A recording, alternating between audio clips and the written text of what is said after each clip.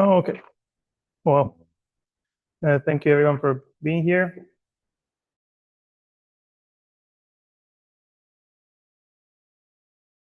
Be talking about infinity categories and hopefully some homological algebra. So the plan for the course, or at least my idea for it, goes as follows. I'll try to do some brief recap on one categories today. And then on Wednesday, we'll try to see what infinity categories look like, at least in an informal way that lets you understand the courses next week or in 2 weeks. And finally, on Friday, we'll recall some things from homological algebra and interpret it in this context. But okay, so for today, I will be speaking about one category, so no infinity. And I think maybe it's a good question for the audience to maybe tell us how familiar they are with categories. I don't know if you really can maybe tell me what's on the chat, if people can maybe say if they, I don't know, seen the definition of a category before, if they've taken a course on it, this will be their first time seeing it.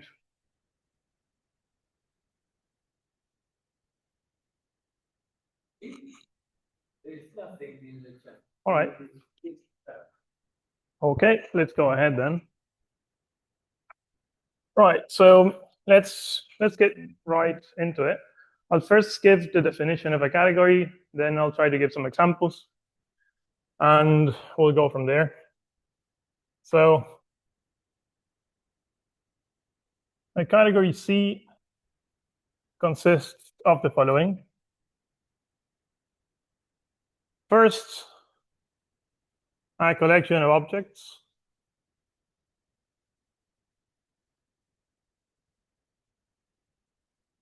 Typically, if something is in this collection, we denote it by X and C. And then for each pair of objects, a set of so-called morphisms.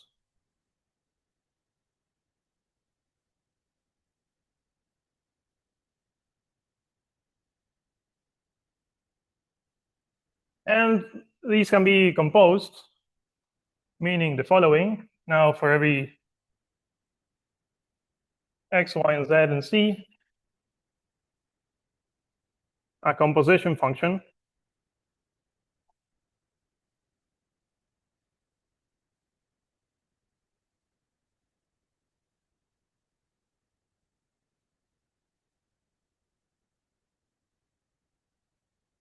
typically denoted by circle,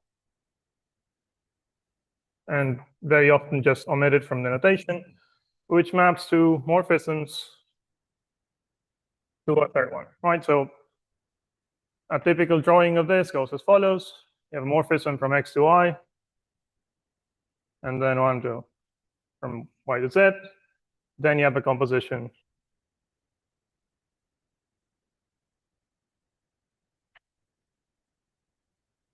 F composed with G. Okay.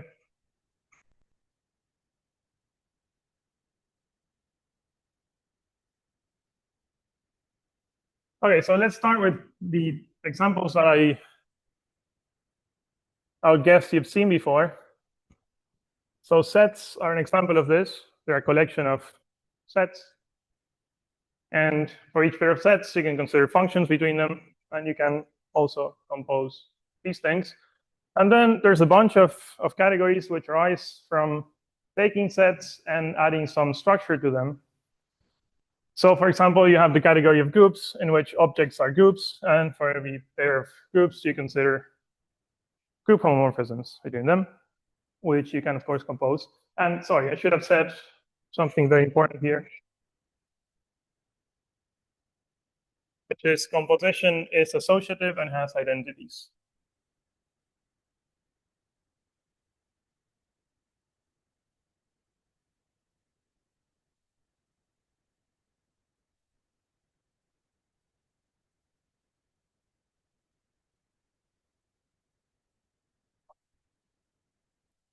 Right, okay. So as I was saying, perhaps the next example after sets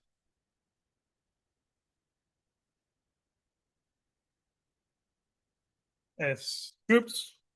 And while we do this with the mic, you can maybe think of some other examples you've seen before. So for example, I don't know, C-star algebras and contractions between them is something we've seen in the past course today. And you also have modules over a ring, which in particular encodes abelian groups when R is Z and vector spaces when R is a field, right? And maybe let's just mention, in case you've seen this before, also chain complexes over a ring.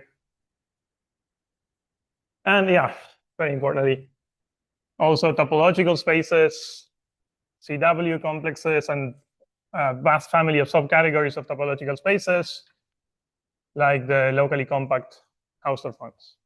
So all of these are more or less from the same family of examples, which, as I said, is taking sets and adding extra structure in some way or another.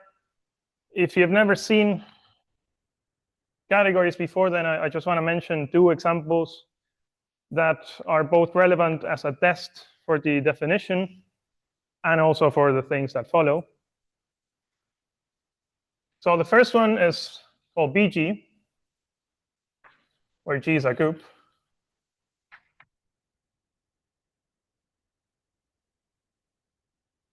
And this is a category with a single object.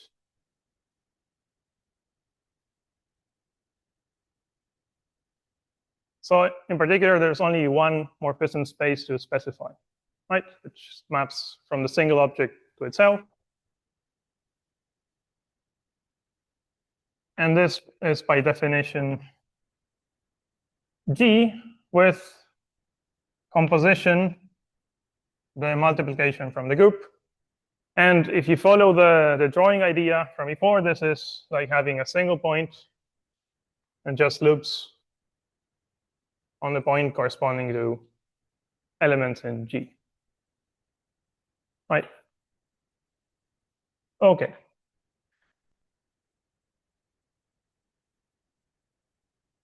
So notice in particular that here, morphisms are not functions. This is what I'm trying to exemplify here. Not all examples come from sets with additional structure. This morphism set is not functions. Okay, and the other one comes from partially ordered sets.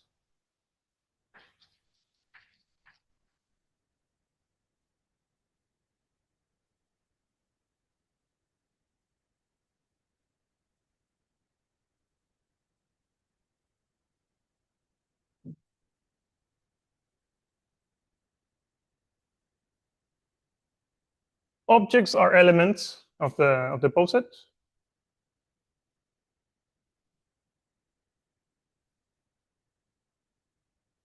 And morphisms are defined as follows. So if you have two elements in the poset, then either X lies below Y or it does not. If X lies below Y, then we want to draw an arrow like this. So we put exactly one arrow, which we can denote by just putting a singleton here. It's the unique arrow between X and Y. And if not, we just leave it empty. So the fact that you have identities is that this relation is reflexive, and the fact that it's transitive lets you compose. If you have X less than Y and Y is less or equal than Z, then necessarily X lies below Z, so you have a unique arrow here, and that's a definition of composition.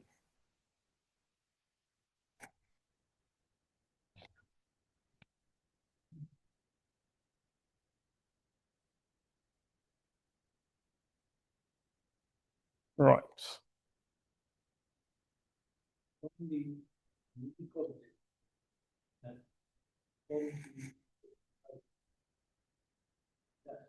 Mm-hmm.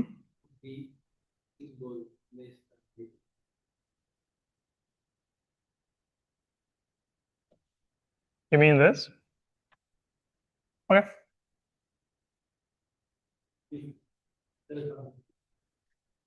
Okay.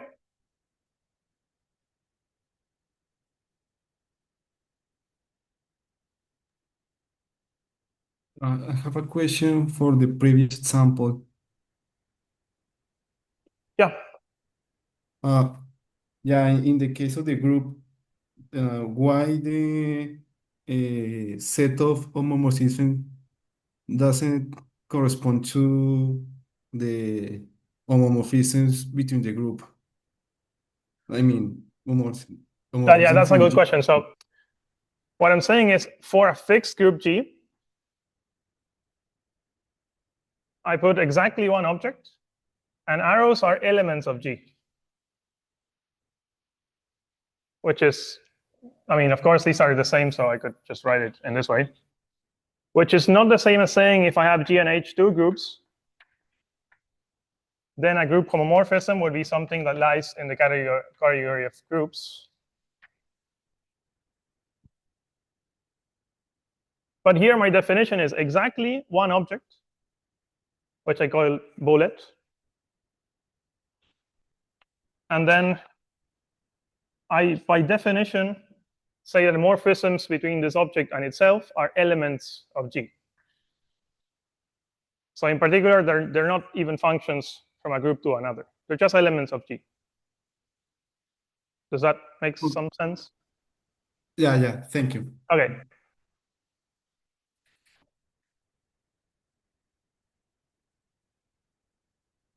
Okay. So going back to posets, one poset in particular I want to distinguish is this one.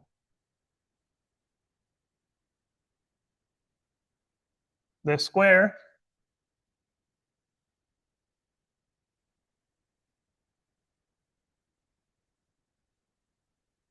with the product order. So the drawing goes as follows. You have 0, 0 here. It's less or equal than both the 0, 1s in some order. And they're both less or equal than 1, 1. Right? So these are all the objects. I'm not drawing the identities, and I'm also not drawing this arrow because it's redundant. This has to be this composition, and it also has to be this other composition because there's only one arrow, right, between every two objects. Right, so this is a very, very quick passage through the definition of a category. Next, I want to define relations between categories, in some sense, assignments between them. And these are called functors. So a functor from C to D is the following. So on one hand, it's an assignment on objects.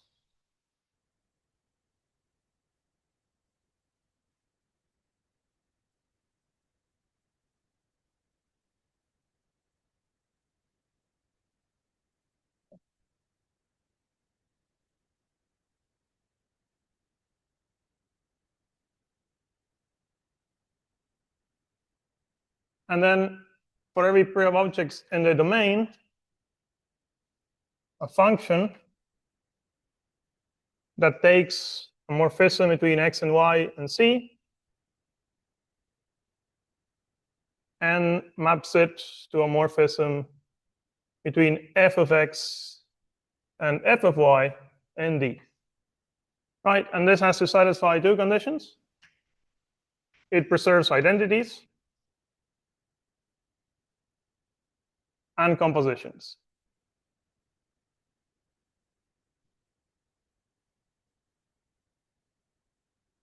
But this should be more or less what you can expect if the definition of category is objects, morphisms, composition, and identities, then this preserves exactly that. It's an assignment on objects and morphisms such that it preserves composition and identities. So that is kind of the idea. Now let me give you some examples you've most likely seen before in disguise, or maybe explicitly. But one of them, for example, is the group ring construction. Let's say the integral group ring. So if I have a ring then Z of G, sorry, if I have a group, then Z of G is a ring. And if I have a group homomorphism, I get a canonical ring homomorphism between the associated integral group rings. Another example you might have seen goes, say, from compact Hausdorff spaces to star algebras,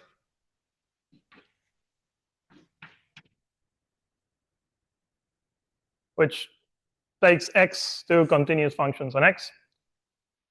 One has to be careful here. The direction of the arrows goes in the opposite direction.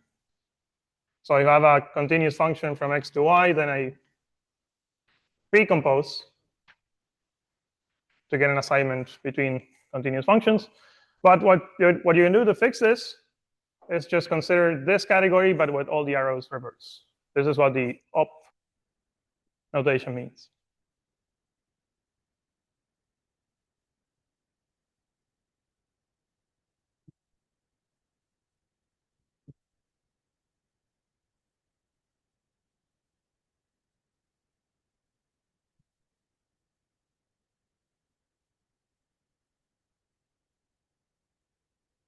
Okay, some more examples from algebraic topology, maybe.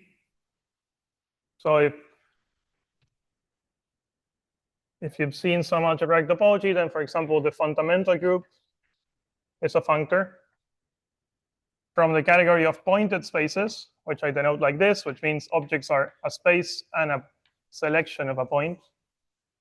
Two groups.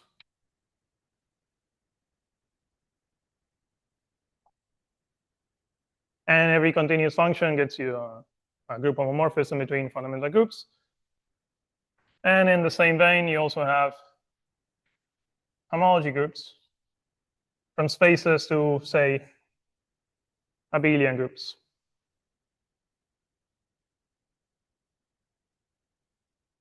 Right. And maybe I should mention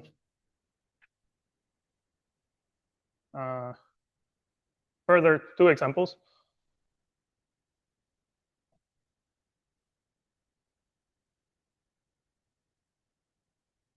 So for any category, you also have a functor, which is the hom functor.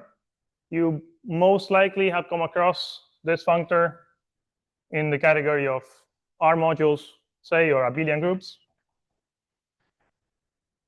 This is something that if your input is an abelian group, then it gives you, again, an abelian group, but also it does something on morphisms, right?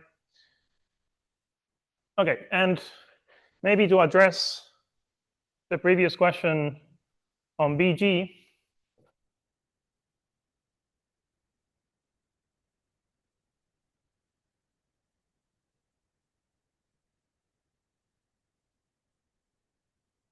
so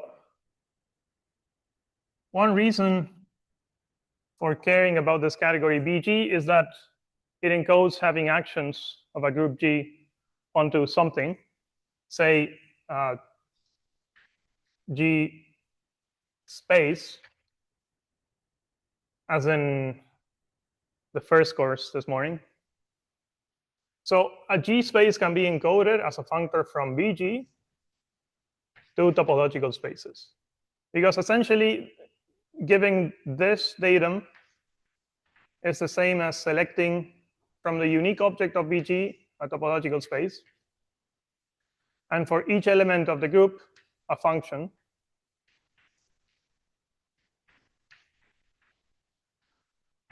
The fact that this is compatible with composition and identities are exactly the axioms for an action of G on X. So if you now want to have an action that is linear or smooth or whatever you want, the idea is that you, with this perspective, you just replace the codomain. Right, and I lied. I have an extra example that I need to mention, which is functors from the square.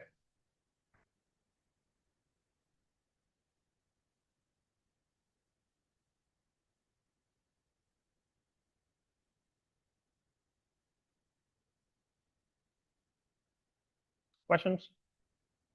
Okay. So we spell it out using the definition. I have to assign for each object in the square an object in C. And then for each morphism, I have to select a morphism in C. Identities, I have to map to identities. And I also have to preserve composition. And there's the only non-trivial composition is that this diagonal arrow has to be the same as this composition here, top arrow and then right arrow, which has to be the same as the left arrow followed by the bottom arrow. So what this encodes is that this diagram is commutative.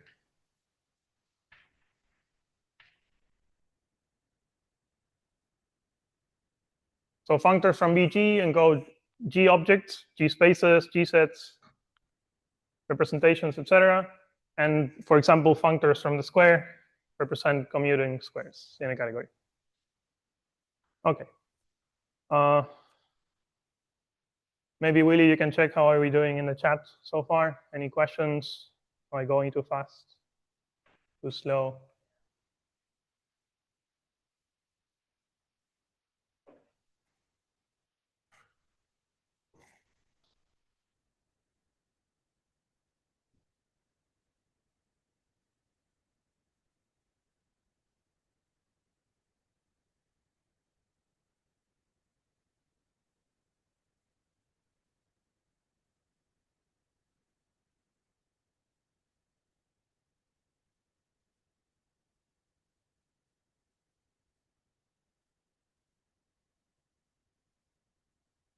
All right.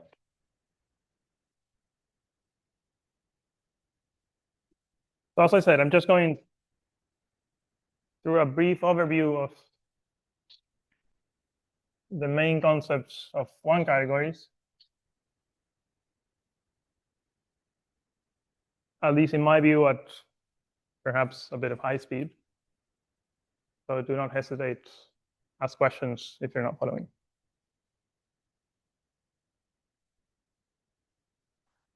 Right, so we have categories, we have assignments, functors between them, which relate them. And now I want to speak about things that you can do internal to one specific category,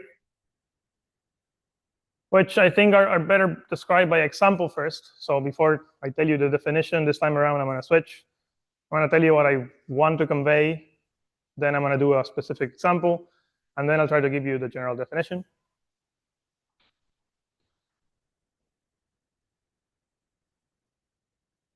So here are some examples of what colimits and limits are. So colimits are disjoint unions of sets, push-outs of R modules, say, tensor products, and also co-kernels. And limits are, well, they're a dual notion, so many of these things get dualized. So products, pullbacks, say completions, kernels, and so on. So co-limits glue and limits slice or cut. That's kind of the moral of the story. Let's do this in a concrete example.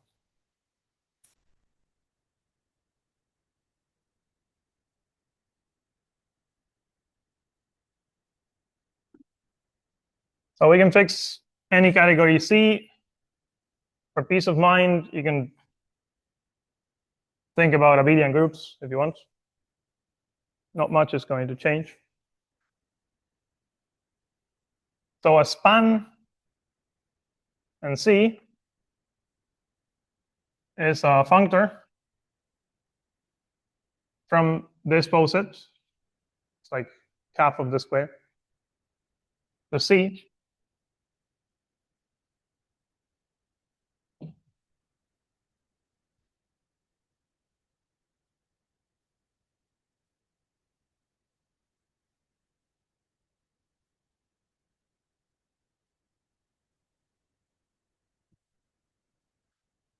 meaning 3 objects, 2 morphisms.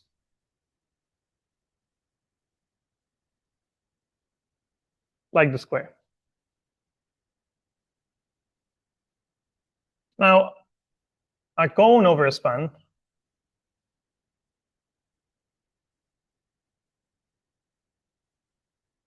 let's call it star.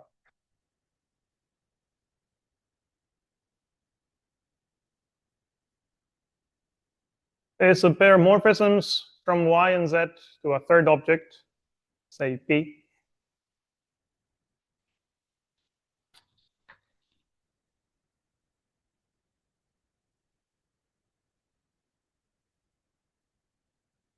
Making the following diagram commute.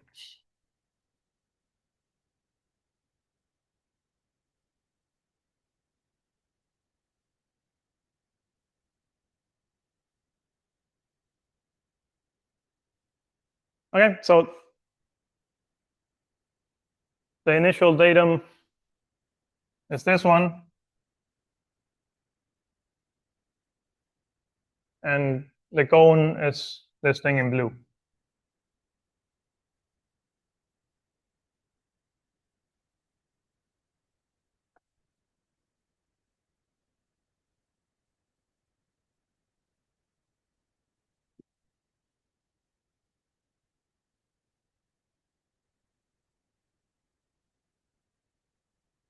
Okay, so the co-limit of this span will be, in some sense, the universal cone over it, meaning the closest to the diagram, whatever that means. And now we're going to make that precise. So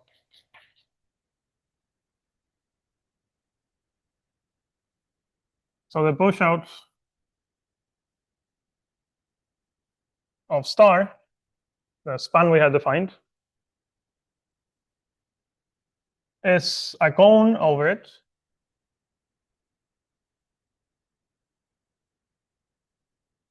such that any other cone factors uniquely through it.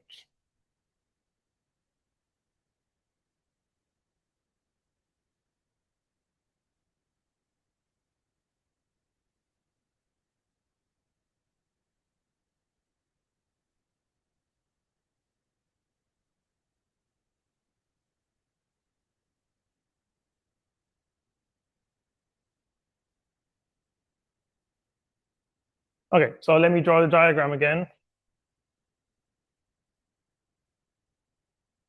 So this is the initial data. Now a push out will be a cone over this.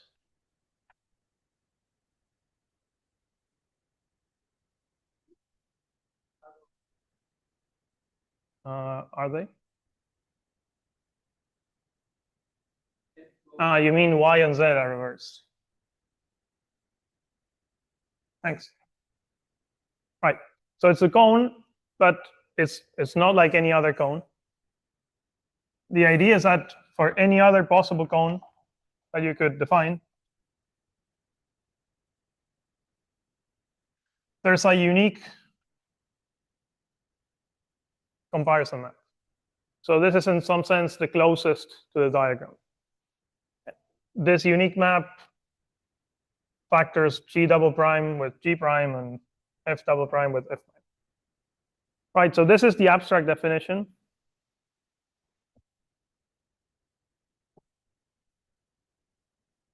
Which is what I'm going to generalize in a bit. Now, for a moment, let's make this concrete into examples.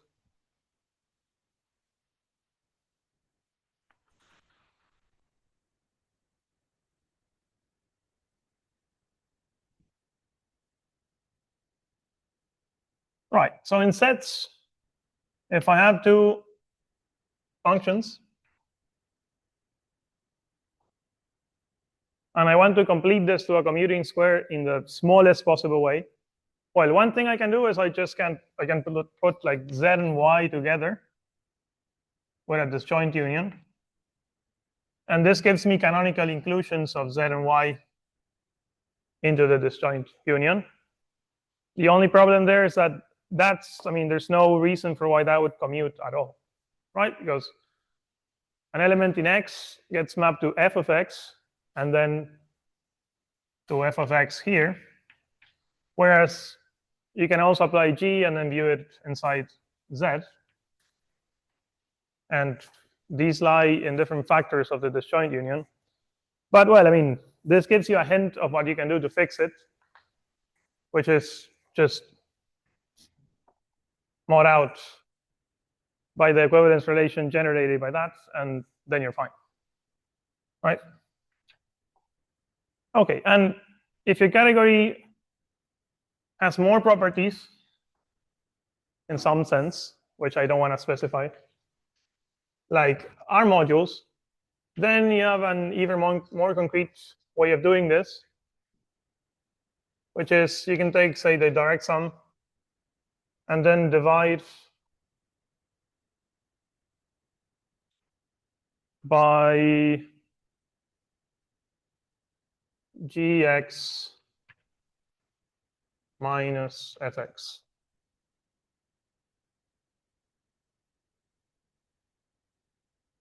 You can check that this is in fact a submodule, so you can mod out, and it's essentially the linear version of this, right?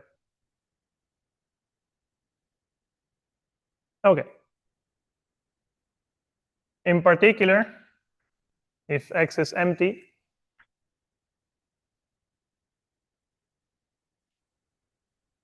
thanks. If X is empty, you just get a disjoint union. And for modules, you get direct sums. Okay? Right. So let me just put this here. For the general definition of colimits,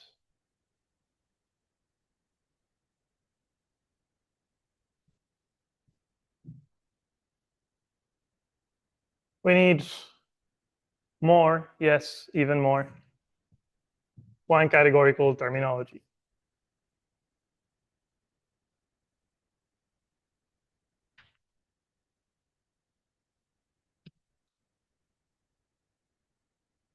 So, I mean, there's no way to avoid it. At some point, I need to give you a bunch of definitions which are maybe technical if it's the first time you've seen them. And then I can put this in more general terms and give a general definition. So bear with me, even if you don't understand every little step.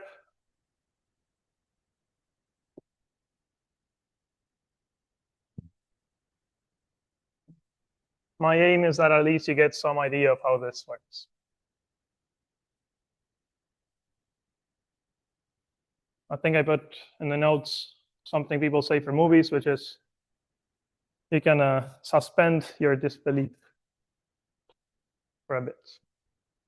All right.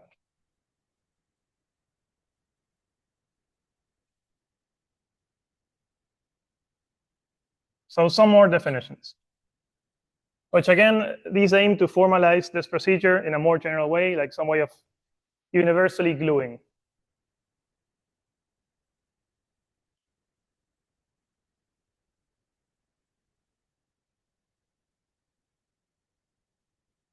So first and foremost, I need to define some notion of comparing functors. So we define a way to compare categories. Those were functors. Now I need to compare functors. As I mean, we shall see why in a minute. These are what they're called natural transformations.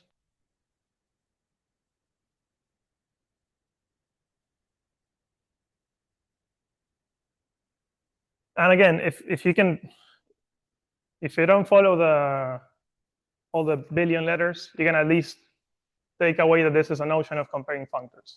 That's all I'm interested in right now. So this is a family of comparisons object-wise. So morphisms in D from f of x to g of x for every possible x. And the idea is that now for every possible arrow in C, you can apply f to it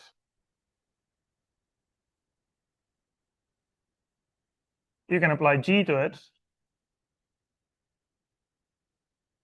You can compare fx to gx and fy to gy. And all of these squares are required to commute. Okay? So it's a comparison object-wise, but that it's also compatible with those assignments and morphisms between f and g.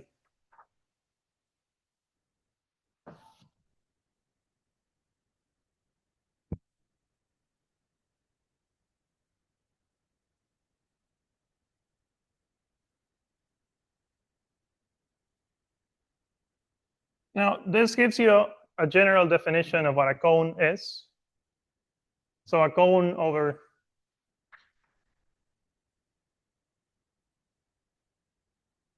a functor from I to C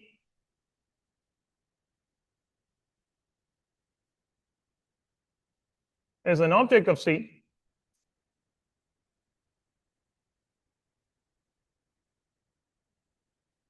and the natural transformation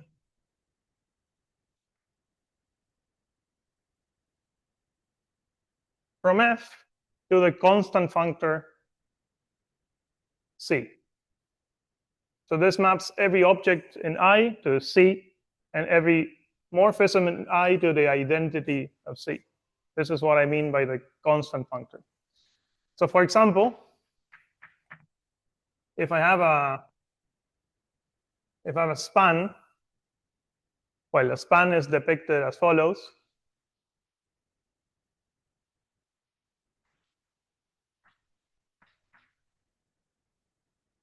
It's a slightly different picture. I've like straightened up the arrows, but it's the same thing. Now, if I consider the constant span C, what is the natural transformation between them? Well, it has to be an assignment object to object.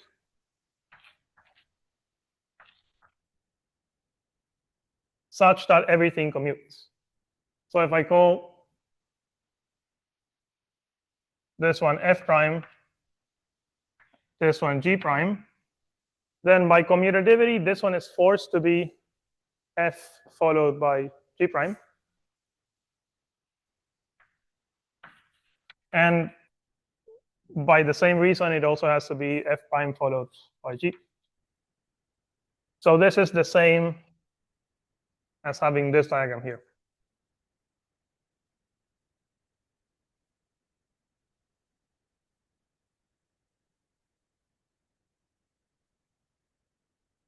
Okay.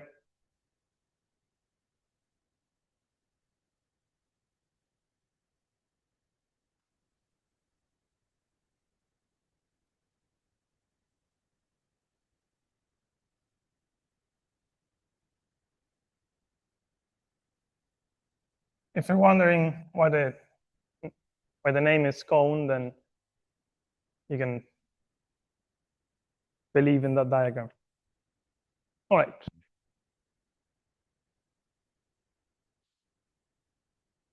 Good.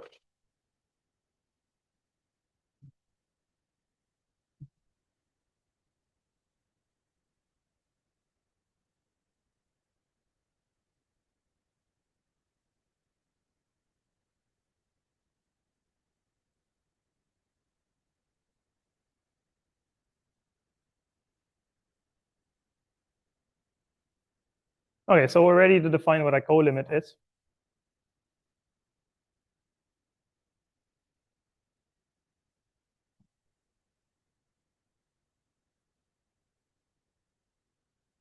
So as I said, we want to define a colimit as the closest cone to f in some sense. And we also characterize cones as natural transformations. So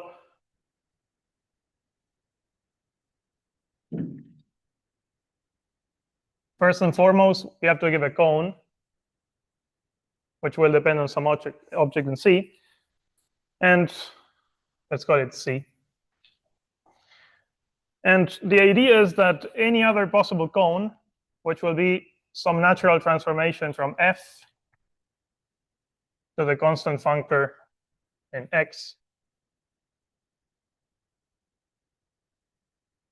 So any other possible cone has to be the same as an arrow from C to X.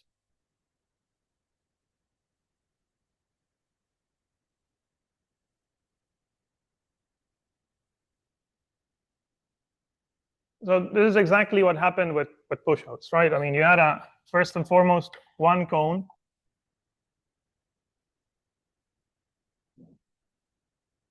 And then, well, if you have a map out of C, you automatically get a cone by composing. But this being a co-limit means precisely that the converse holds. Each time you have a cone, it's characterized by this arrow here, morphism between C and X, right? So the outer thing lives here, and it's determined by phi, which is something here, right? Questions?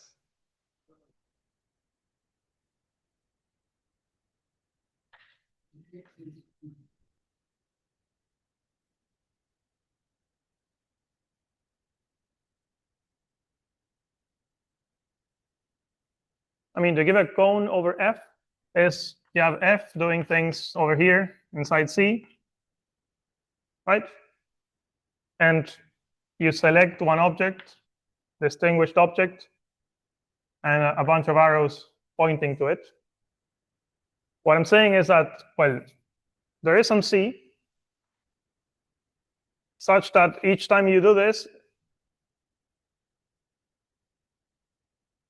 you're actually in a cone over C, which factors through.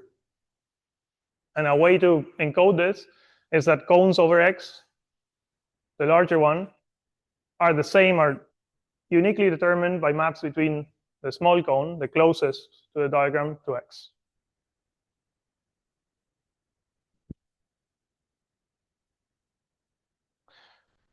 Okay. How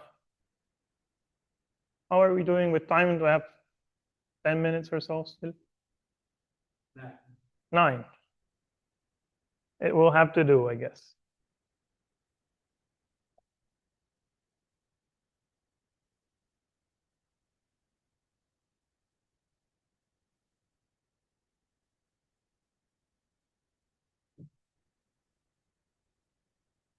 All right.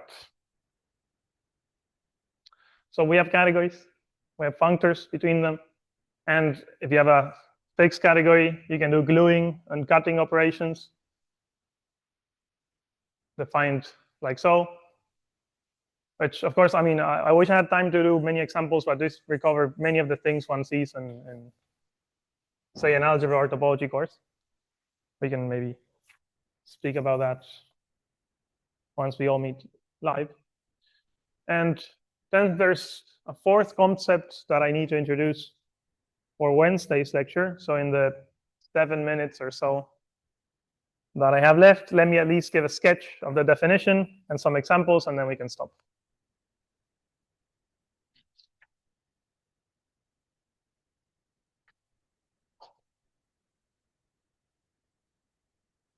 Somebody has to check that I've spelled this correctly.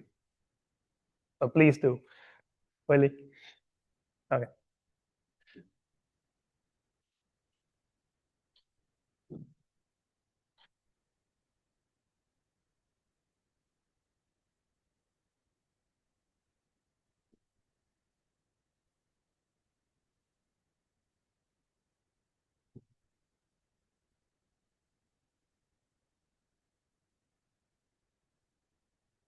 So adjunctions are something that you define on pairs of functors going in opposite directions. You have F from C to D and G from D to C. And the order here matters. So you say F will be left adjoint to G or G right adjoint to F. If the following condition that I'm very quickly going to explain in a second holds, which is maps F of C to D are the same as maps from C to G of D and C.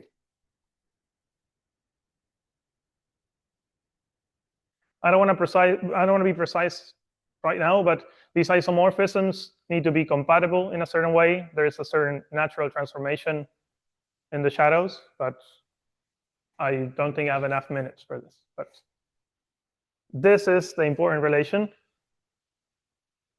Let me close with 2 or 3 examples of why this matters in various contexts. So a family of adjunctions come from the so-called free forgetful adjunction.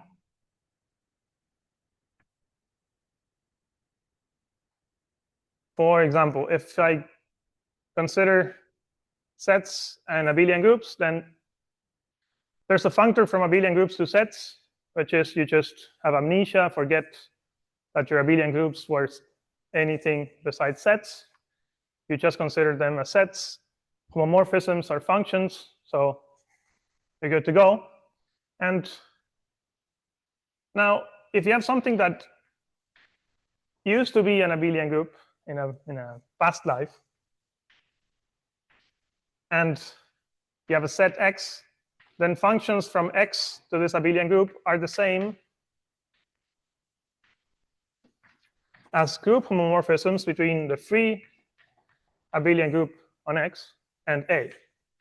Or if you want to read it backwards, morphisms between a free module and A are determined by functions on the basis. Right? If I select an element for each X in the underlying set of A, then I get an abelian group homomorphism. Okay?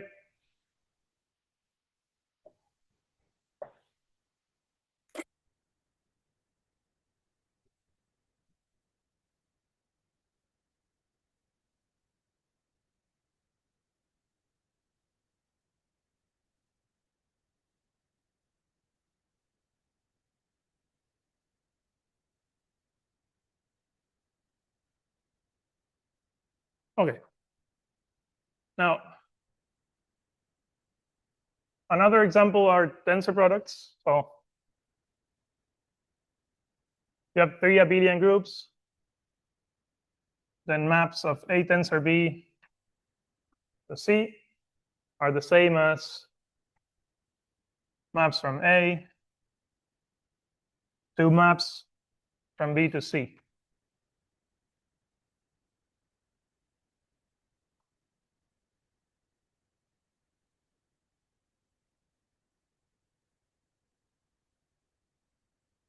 So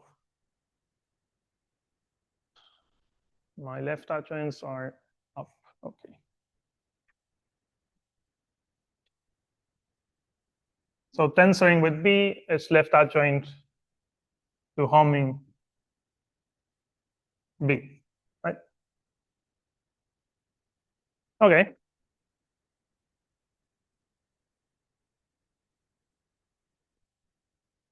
If you've seen the exponential law for spaces, it's a very similar product and continuous functions under suitable hypothesis behave in the same way.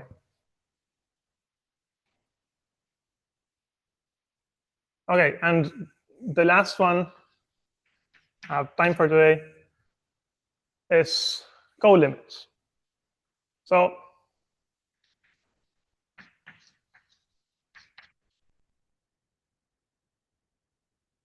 say I have 2 categories and assume C has all I indexed co-limits, by which I mean for every cone I can form from I to C, there exists a co-limit. Okay, I gave a definition. A co-limit is something that satisfies X and Y. There could be no object doing that.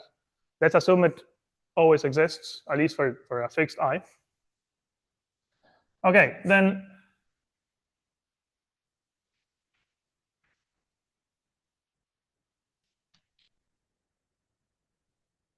the relation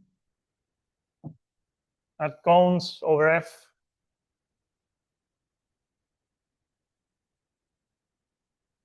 are the same as maps from the co-limit.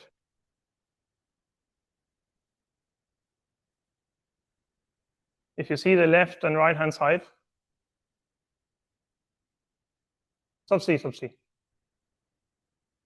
tell you that, well, from functors from I to C, you can always consider the co-limit, because by assumption, it exists pointwise and it can be made into a functor.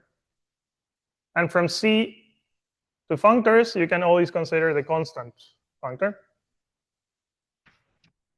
And the fact that C has co-limits is exactly saying that this is an adjunction.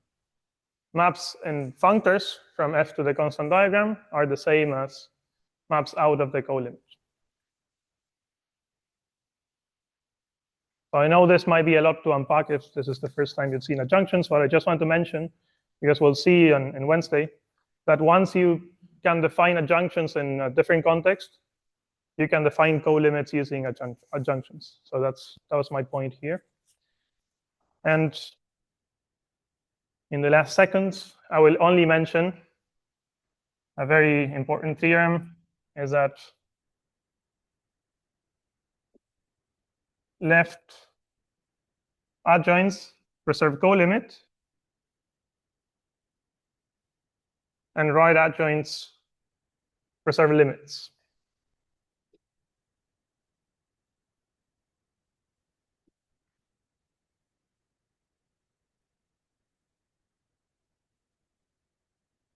By which I mean a left adjoint between, I don't know, modules respects direct sums, like tensoring. The tensor product preserves direct sums. So this can be done in general by this machinery.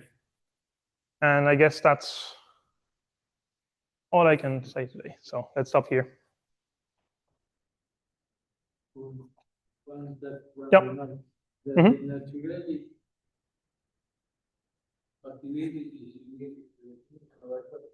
Yeah.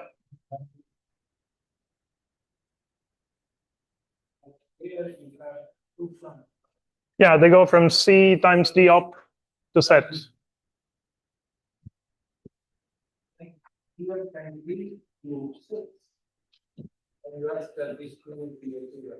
I think you want the up here. No, you don't. Yep. Yeah, exactly. Yeah, these two are functors and variables C and D. There's a natural transformation, which is level-wise an isomorphism. Yep. Indeed. Yeah, which I haven't spoken about, but yeah. Okay. Any other questions?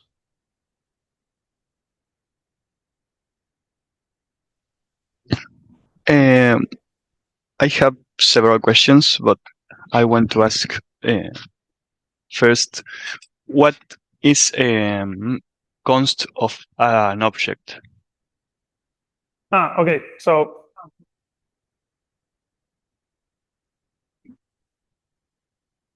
is the camera pointing here?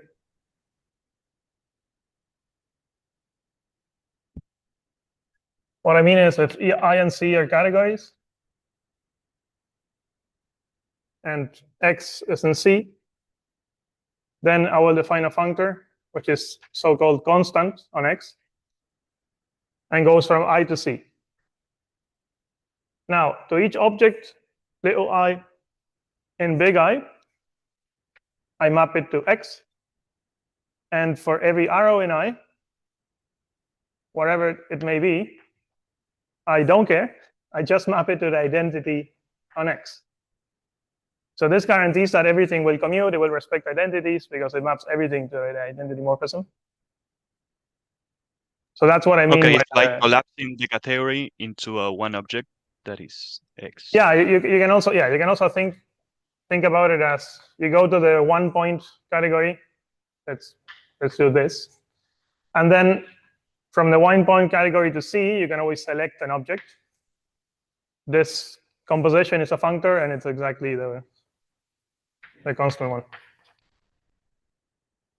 Yep. Yeah. You're exactly right. Okay. Perfect. And The last question is about the last example you made.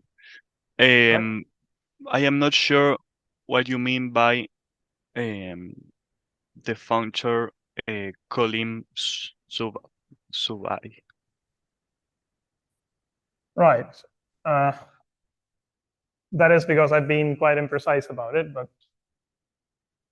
what I mean is the following. First of all, let me just give you a brief overview, and maybe we can take it from there on Wednesday. But there's a category of functors between I and C. The objects are functors. The morphisms are natural transformations. Now, for each f, there exists some co-limit. I can select a co-limit. That's my hypothesis, that there's always a co-limit, which was an object in C.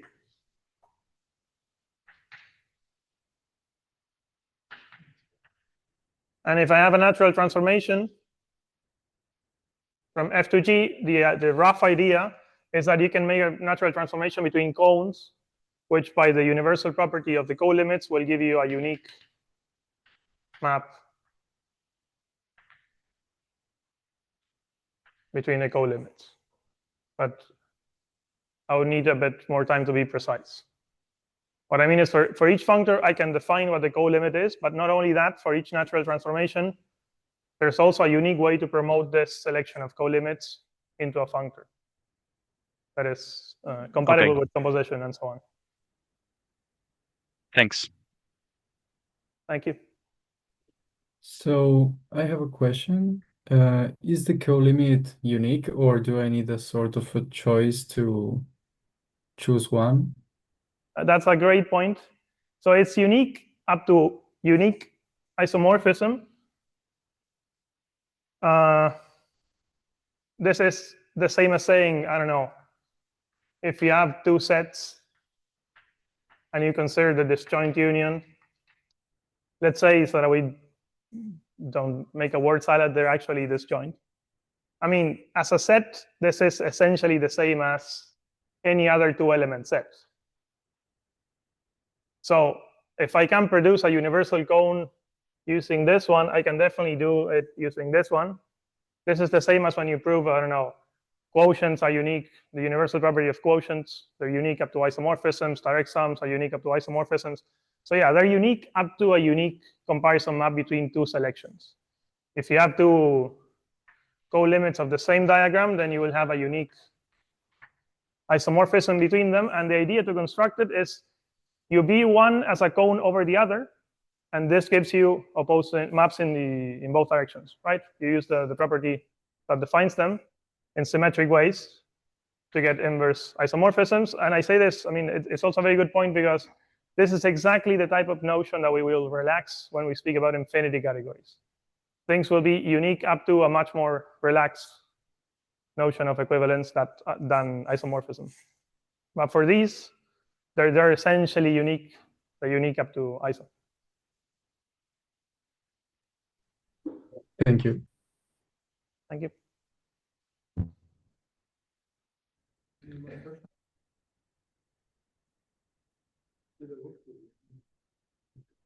Sorry, yeah. I'm the one with the mic. Any other questions? Else, we can call it a day. I mean, functors from I to C. An I index co-limit, it's a co-limit coming from a functor that goes from I to C. So the original functor is a functor from I to C.